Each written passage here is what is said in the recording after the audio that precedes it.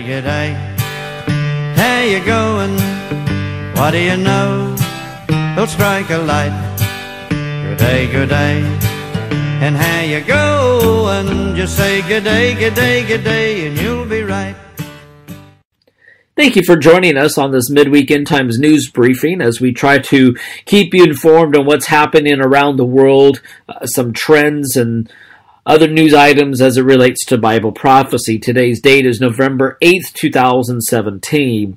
First of all, our thoughts and prayers are with the church in Texas that had the shooting on Sunday, and just what a tragic news to hear that and what's going on there. And so we need to be praying for peace and comfort and wisdom for all there.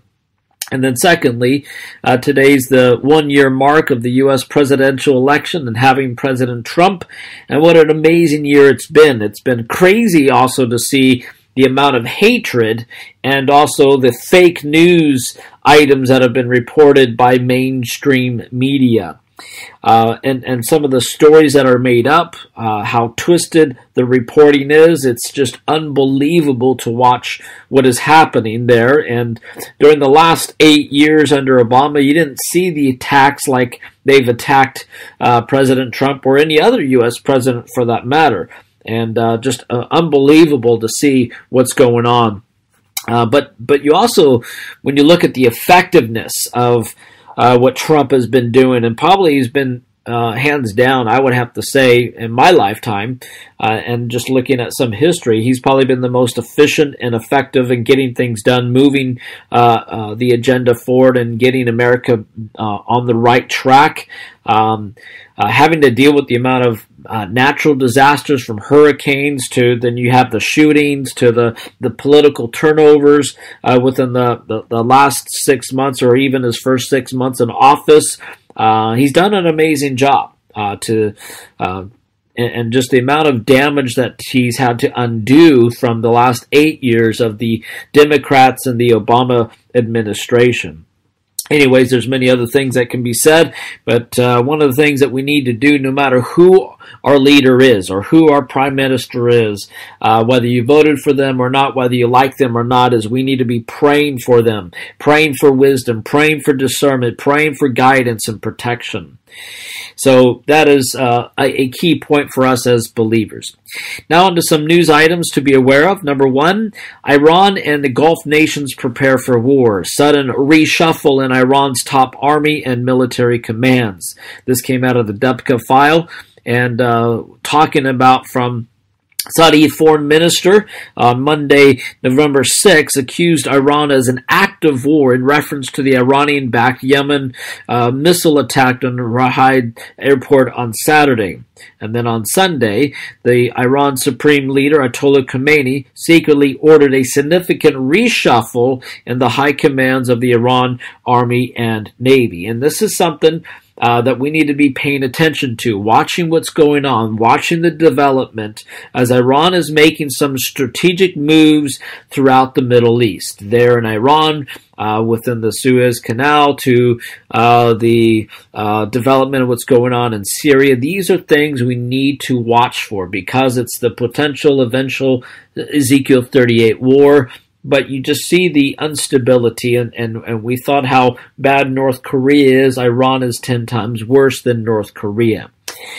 On to another news item. Secondly, Lebanon's prime minister resigns. He resigned on Saturday, saying he believes there was an assassination plot against him, accusing Iran of its Lebanese ally Hezbollah for sowing strife in the Arab world.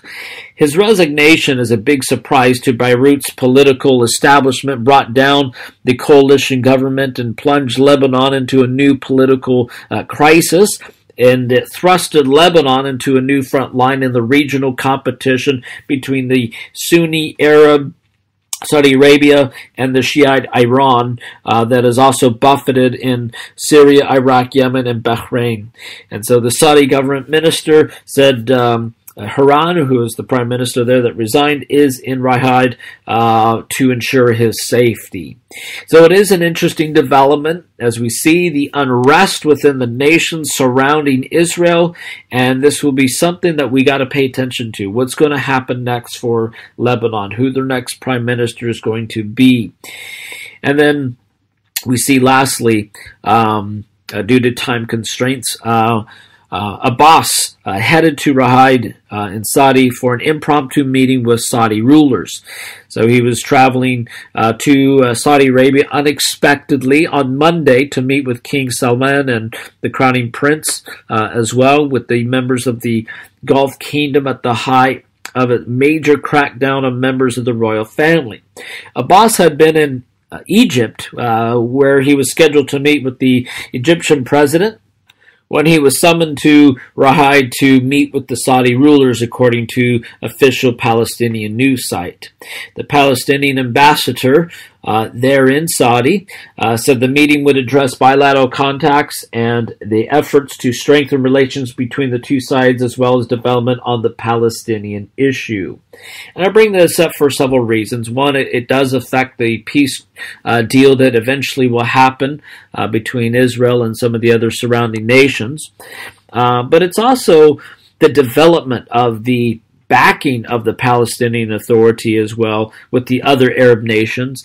And then secondly, to see the amount of meetings taking place, the frequency, the unexpected meetings throughout the region as well has been, and again, they've always had meetings, but if you're watching how many meetings are taking place, it's been quite interesting to watch. You know, I know there's a lot of other things that are being discussed than what is actually being reported, but it's one of those things that these starting to make some news headlines. The unexpected visits. Why was, say, Putin in these sort of meetings, and why was this Abbas in these meetings? Again, there's a lot of things that's happening behind the scenes.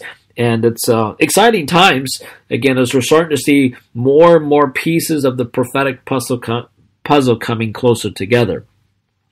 And like always, there's always heaps more that we can report on or point you to, but due to some time constraints, because I've got several meetings lined up, I was able to get this done right now, and so we're going to pause there for now. But if you do have a prayer request, please let us know, drop us a line, or even a praise report. That's something we can be celebrating about, and what God did or how He answered your prayer. Please let us know. Love to celebrate with you on that.